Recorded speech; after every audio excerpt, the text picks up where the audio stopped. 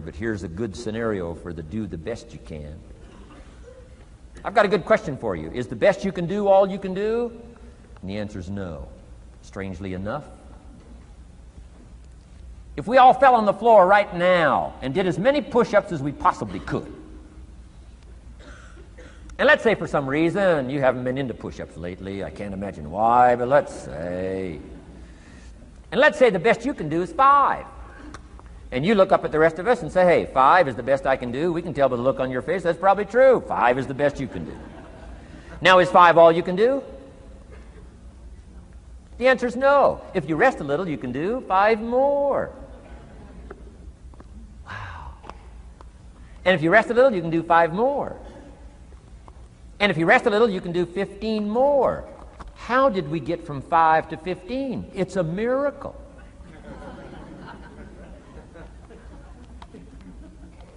And if you rest a little, you can do 15. Rest a little, you can do 15. Rest a little, you can do 20. How did you get from 5 to 20? It's a miracle. Did you know you can keep doing that? Do a little more, rest a little, do a little more, rest a little, and finally get up to 50 push-ups? Is it possible to get up to 50 push-ups?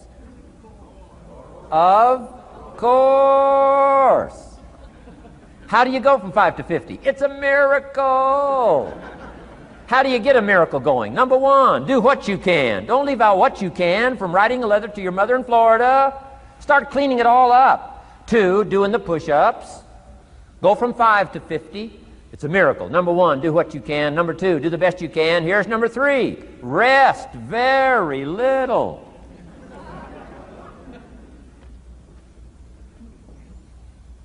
Don't rest too long. Why? The weeds take the garden. Kids have got that figured out. You can't rest too long. Here's the clue. Make rest a necessity, not an objective. The objective of life is not to rest. The objective of life is to act. Think of more disciplines. Think of more ways and means in which to use your own wisdom and your own philosophy, and use your own attitude, your own faith, your own courage, your own commitment, your own desires, your own excitement. Invest it, invest it, invest it, invest it in discipline so that it's not wasted. The smallest of discipline. Thereby transform your life. Join the 5%, join the 10%, join the 3%. Guess when I went and got this little book, Richest Man in Babylon? The same day I heard about it. I went and got it. Somebody says, well, Mr. Rohn, does that make you different than most other people? And the answer is yes. Somebody says, well, why is that? We don't know. We don't know. What do you know? You don't know. I don't know. None of us knows. Some do and some don't. The numbers don't change. Only the faces change. From those who get in on a seminar like this, listen to a dynamic sermon, read a book, listen to some cassettes, take seriously the next conversation of a friend who wants to level with you, and do something about it. And you can walk away from the 97%, not live there anymore. Because if you don't, the next 6 years of your life will be like the last 6. Mr. Shove said to me, Mr. Rohn, 6 years now you've been working. I'm telling you, the next 6 years of your life is going to be like the last 6, unless you take advantage and start making these personal changes. I made the changes, totally revolutionized my life. So take a look at the next 5 years of your life. It's going to be like the last 5, unless you change. And if you will change, everything will change. Join the 5%. 10 years from now, the numbers are going to be the same. But I'm telling you, some faces in this audience can change and start showing up in the 3% crowd, and the 5% crowd, and the 10% crowd, and thereby dynamically affect your life and your future. Develop these strengths. Now here's the last ability. Develop the ability to share.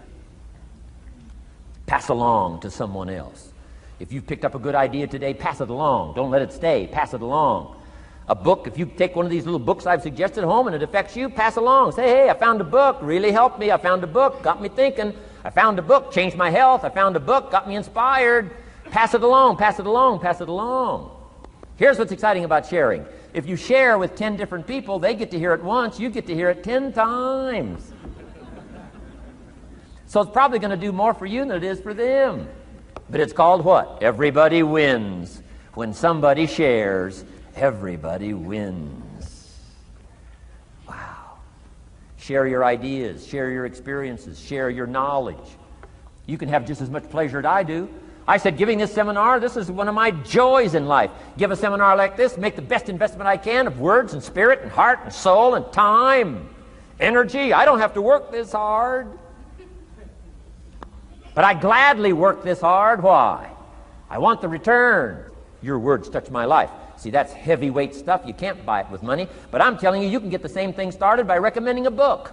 Somebody will read that book, and then they'll read another one, and they'll read another one, and they'll come to you someday and say, you got me started. That book you recommended turned my lights on, turned my mind around, got me thinking, got me pondering, and I've been on track ever since. You can get just as much praise as I do if you'll share with your children, share with your colleagues, share with everybody that comes within your grasp.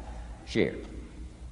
Now here's what sharing does. Not only helps you, helps the person you share with. Here's what else it does. Makes you bigger than you are. If I had a glass of water up here and it was full, question, can that glass hold any more water? If it's full, if the glass is full, can it hold any more water? The answer is yes. But for it to hold more, you got to pour out what's already in. That's what I'm asking you to do. If you're full of ideas, if you're full of good things, I'm asking you to pour it out, pour it out, pour it out. Why? I'm telling you, more will be poured in, poured in, poured in. Next, when you do pour out, you become bigger. It's not like a glass that stays the same. Human beings have the ability to grow in consciousness and awareness and capacity. It's unlimited capacity. I found out kids don't lack capacity. In Europe, the kids speak what? 2, 3, 4, 5, 6 languages. When I grew up, my father spoke German, never taught me. My mother spoke French, never taught me. They were trying to get away from all the old world languages back then. Had no concept how valuable languages were going to be in the future. Just didn't know. So they abandoned the German, abandoned the French. I could have learned all 3 languages instead of just English. My girls went to school in Beverly Hills. They've turned that around. In first grade now in Beverly Hills school system, they offer 3 languages besides English. French and German, Spanish. Why? Because kids can learn 2 languages just as easy as 1. Question, how many languages can a child learn? Here's how many. As many as you'll take the time to teach them. They do not lack capacity.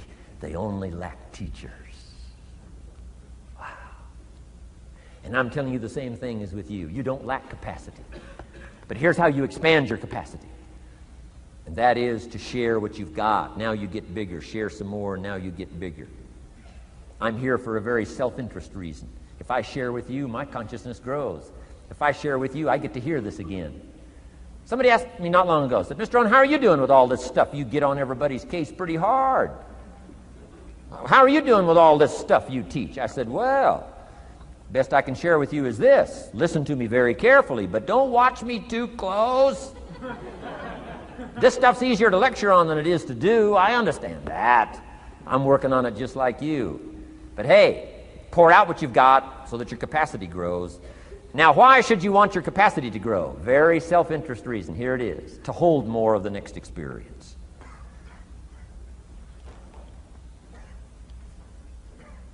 You mean to tell me that sitting in this audience, some people will get more out of it than others? And the answer is yes. If you haven't been into expanding your own capacity lately, you might not get much from this seminar. But if you've been into expanding your capacity, and you've been sharing, and you've been doing all this stuff, I'm telling you, no telling what all this could mean to you today, this chance to grow, change, develop, absorb, take in. I'm asking you to expand and grow so you can hold more of the next experience. Some people can't be very happy. You could pour happiness out on the whole world. Some people can't be very happy. Why? They're not big enough. If you're small, you don't get much. Small in comprehension, small in the ability to think and wonder, small in appreciation, no matter how much is poured out. Prosperity can be poured out on the whole country. Some people don't get much. Why? They're too small in their thinking, too small in their ability to share, have not expanded to their full capacity. Don't be like that. Now, some people aren't going to get much because they've got their cup turned upside down. You couldn't put anything in. Learn to share. It's a glorious, glorious experience. Okay, enough on personal development. Let's cover now setting goals. Let me show you something that turned me every way but loose. I've never been the same since I found out about it. Learning how to set goals.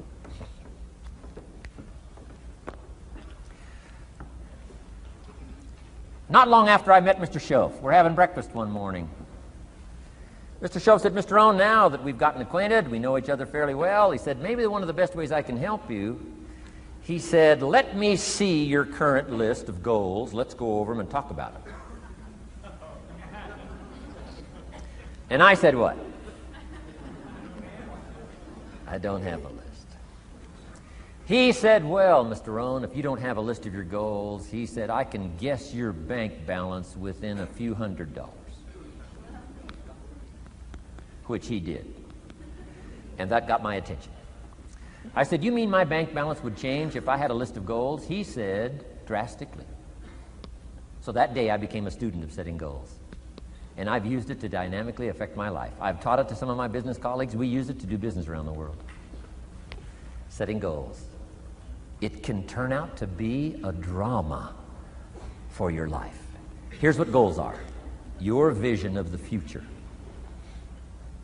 Your vision of the future. Now, there's two ways to face the future. One, with apprehension. Number two, with anticipation.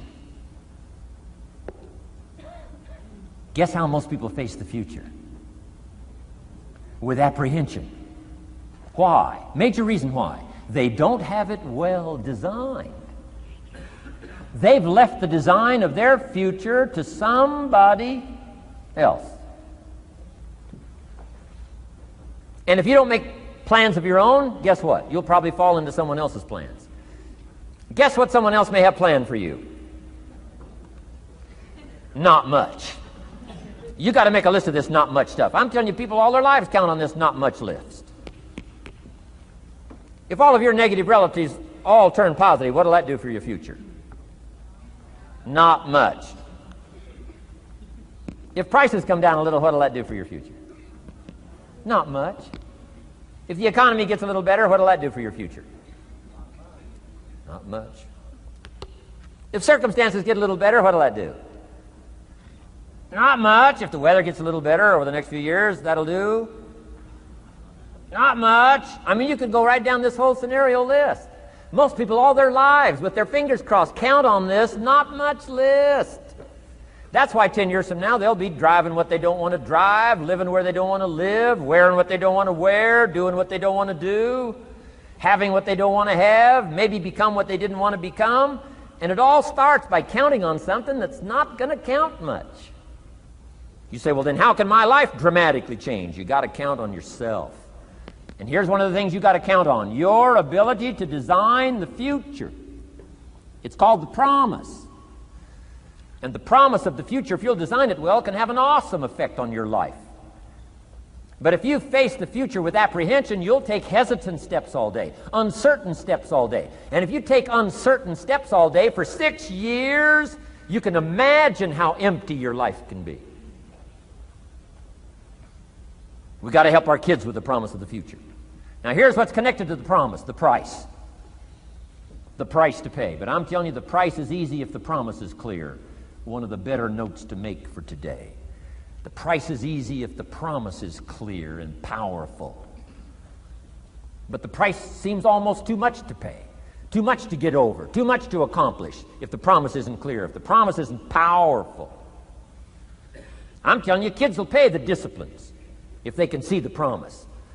One of our biggest challenges as parents in the 90s is to help our kids see the promise of the future. That's why I'm teaching financial independence, how to become wealthy and powerful and sophisticated and healthy and unique. All of the stuff kids would hope to go for.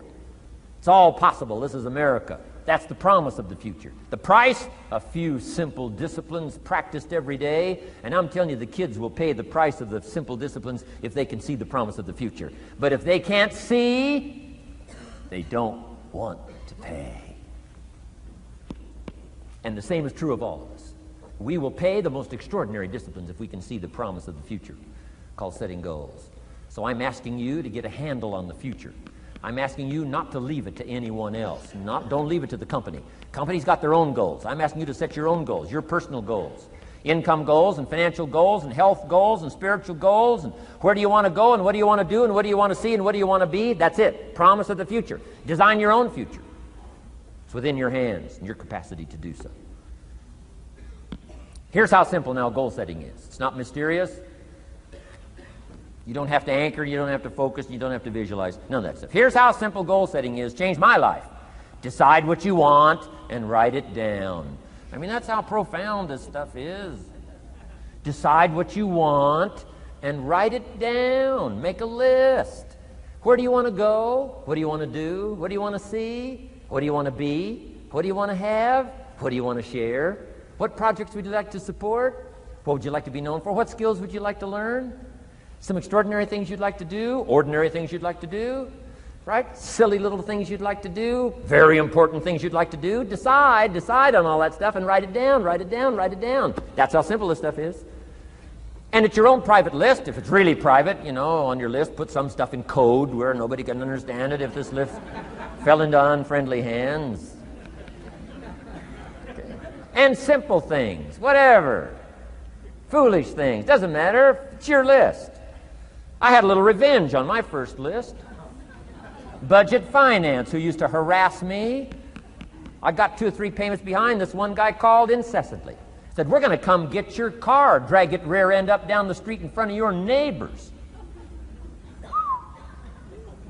Put me down something fierce. When I met Shof, got my life straightened out, one of the first things on one of my lists was budget finance. And when I finally got the money, I needed a little drama in my life. Finally got the money to pay him off. I put it in small bills in a big briefcase. Walked into the budget finance office on Wilshire Boulevard in Los Angeles. The guy who harassed me so often, his desk was about 3 back. I opened the door, walked in, right up to his desk, stood right in front of him, never said a word. He said, well, what are you doing here? Didn't say a word. I opened up this briefcase, dumped this pile of money all over his desk. I said, count it. It's all there. I'll never be back. Turned around, walked out, slammed the door. Now that might not be noble, but you got to try it at least one time. Pay off with a little drama.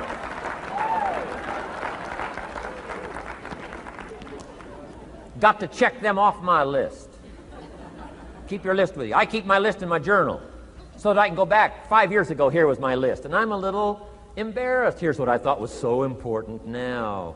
How my philosophy has changed. From 10 years ago, 5 years ago, 3 years ago. Here's my old list. Here's my new list. Here's what's valuable to me now. Here's what I want my life to be now. Here's where I want to go, what I want to do, what I want to see. Keep your lists of goals so that it shows your growth, shows your ability to change and grow. Your philosophy grows and expands what's valuable. Setting goals. It doesn't matter how small, foolish it is. Put it on your list. My Japanese friend, Toro Ikeda, put on his first list, a Caucasian gardener. He wanted. Thought that was good.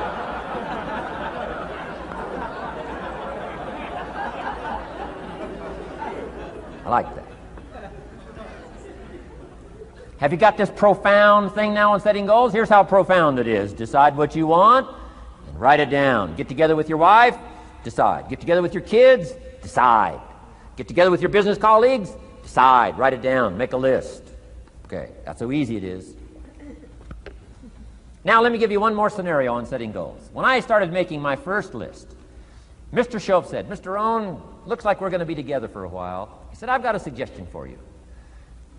He said, I think one of the first goals you ought to set, you're a 25-year-old American male. Sure, you've made some mistakes, but now you're on the road to better things. You got a family, worth it. Reasons makes the difference. And he said, you've got every reason to do this. He said, why don't you, among all the goals you're going to set, said, why don't you set a goal to become a millionaire? A millionaire. This is America. All the possibilities are available. Why don't you set a goal? to become a millionaire? He said, it's got a nice ring to it. Millionaire. Enough zeros to impress your accountant? Millionaire. And he said, here's why. Now I thought, the man doesn't need to teach me why. I'm thinking, wouldn't it be great to have $1 million? He said, no, that's not it. Here's why. And I had one of the greatest lessons I ever learned, and I'm about to share it with you. This will be worth the price of being here today if you can capture what I'm about to share with you. Babysitter fees, whatever else you paid. Some of you missed some sales today to be here, so this is a costly day for you. But what I'm about to share with you changed my whole life. Here's what Mr. Shoaff said. Set a goal to become a millionaire. And he said, here's why. For what it will make of you to achieve it. And I got one of the greatest classes in one sentence I've ever received in my life. Set a goal that'll make you stretch that far. For what it will make of you to achieve it. What a brand new reason for setting goals. What an all-encompassing challenge to have a better vision of the future. What for? To see what it will make of you to achieve it. And here's why. The greatest value in life is not what you get. The greatest value in life is what you become. Major question to ask on the job is not, what am I getting here? That's not the major question. The major question to ask is, what am I becoming here? It's not what you get that makes you valuable. It's what you become that makes you valuable. So Shoaff said, set a goal to become a millionaire. For what it will make of you to achieve it. Then he said, when you finally have become a millionaire, now, he said, what's important is not the money. I thought, wow, I've got some more to learn. He said, no, Mr. Rohn, I'm telling you honestly, you could just give the money away. Now, I did better than that, right? I told you. I lost it all. I'm rich by the time I'm 31. I'm a millionaire. I'm broke by the time I'm 33. So I didn't have to give it all away. I lost it all. Foolish mistakes I made. I'm a farm boy from Idaho. That early money drove me bonkers. I used to say, how many colors does it come in? I'll buy them all. I went crazy over that first money. I just went crazy. And then I made that one foolish mistake, right? Continuing guarantee. I mean, I'm so naive off the farm. I don't know what continuing means. And a few other mistakes. And by the time I'm 33, I'm broke. Now I've made and lost millions since then. But what an experience that was. And I'm telling you, the man was right. When I finally was broke at age 33, guess what I discovered? My money did not mean that much. It represented only a fraction of all my assets. Shoaff said, once you become a millionaire, Mr. Rohn, you could give all the money away. Because he says, what's important is not the money. What's important is the person you've become. Now, let me give you the key phrase on setting goals. Set the kind of goals that will make something of you to achieve them. Set the kind of goals that will make something of you to achieve them.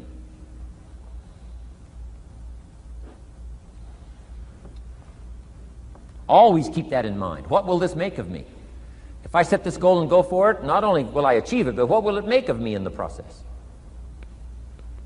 What a whole new concept on setting goals. Now, there's two parts to this, and then we're wrapping up goals. Here's the first part now in this goal setting for what you become. Number one, don't set your goals too low.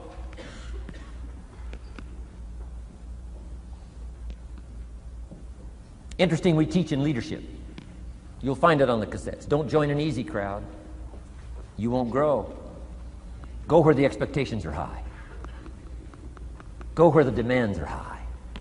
Go where the pressure's on to perform, to grow, to change, to develop, to read, to study, to develop skills. I belong to a small group. We do business around the world. You cannot believe the expectations at that level. What we expect of each other in terms of excellence. Far beyond average. Why?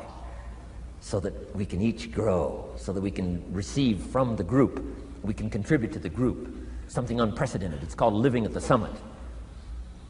Go where the demands are high. Go where the expectations are strong, so that it'll provoke you, push you, urgently insist that you not remain the same for the next couple of years, the next 5 years, that you'll grow and change. So don't set your goals too low. The guy says, well, I don't need much. Well, then you don't need to become much.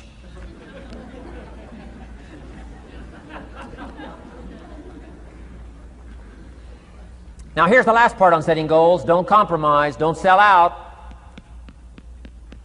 There were some things I went for back in those early years that I paid too big a price for. If I'd have known how much it was going to cost me, I never would have paid, but I didn't know. So don't sell out. Ancient phrase says, count the cost, count the cost, count the cost. An ancient story says, Judas got the money. You say, well, that's a success story. No. It's true, 30 pieces of silver in those days was a sizable fortune. You say, well, if a guy's got a fortune, right, that's a success story. No, you don't understand. His name was Judas. Doesn't that ring a bell? Judas. You say, oh, yes, Judas, the traitor. That's right, the traitor got the money. Doesn't that change the story? And the answer is, of course, it changes the story. Interestingly enough, after Judas gets the money from becoming a traitor, he's got the money in his hot little hand, and now he's unhappy. Somebody says, well, if you had a fortune, how could you be unhappy? Well, he wasn't unhappy with the money. He was unhappy with himself. Key phrase, the greatest source of unhappiness is self-unhappiness. The greatest source of unhappiness doesn't come from outside. The greatest source of unhappiness comes from inside. And here's where the erosion starts, doing a little less than you could.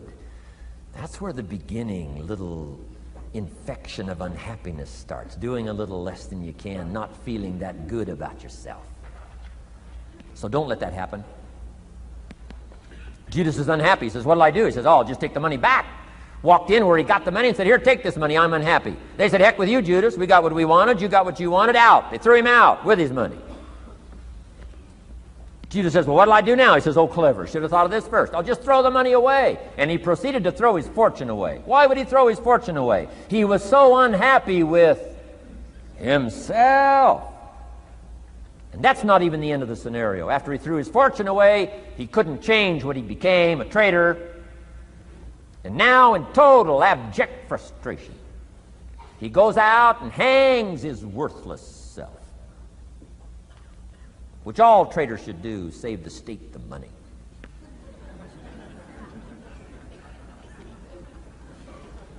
Why such a tragic end? Because he was so unhappy with himself. He sold out. He paid too big a price. Ancient script sums it all up and said, what if you gained the whole world and it cost you your soul? Too big a price to pay if you got the whole world. Don't sell out. Don't compromise your values. Don't compromise your virtues. Don't compromise your philosophy. Key. Here's the key word, beware. If Judas could speak back, he'd probably say beware. Two good words from ancient script. One, behold, the positive word. Behold the possibilities, behold the opportunity. Behold the drama, behold the awesomeness, behold the uniqueness. Behold the majesty, behold. What a good word. But here's the other word, beware, beware, beware. Don't sell out.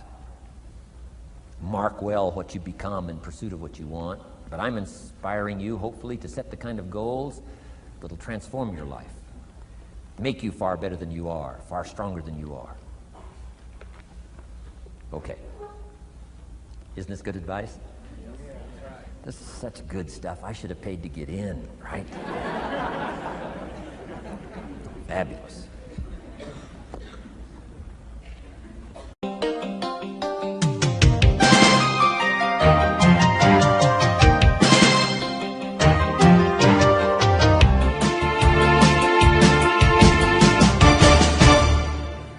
What should a child do with $1? Let me give you the best advice I've got.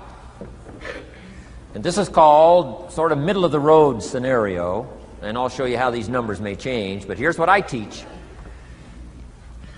Kids, never spend more than 70 cents. Now, you got to pick some number. When I met Mr. Schoaf, I was at about 110%. But remember this, if your outgo exceeds your income, your upkeep becomes your downfall. Good little scenario.